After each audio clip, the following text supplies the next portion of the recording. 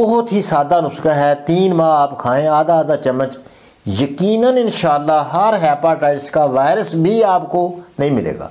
Dead तो इंशाल्लाह 1 माह में हो जाएगा, सी भी हो जाएगा, बी भी हो जाएगा। बी को सी को दोनों को एक ही दें, एफ तक भी आप चले जाएं, फिर भी यही नुस्खा काम देगा इंशाल्लाह, जो मैं आपको बता रहा हूँ। बहुत आसान चीज़ है, ये 100 रुपया ज़्यादा खर्चा आएगा इंशाल्लाह आपका। ये इस तरह ले लें कि सुंड होती है, खुश्क अदरक सुंड होती, वो ले लें 50 ग्राम।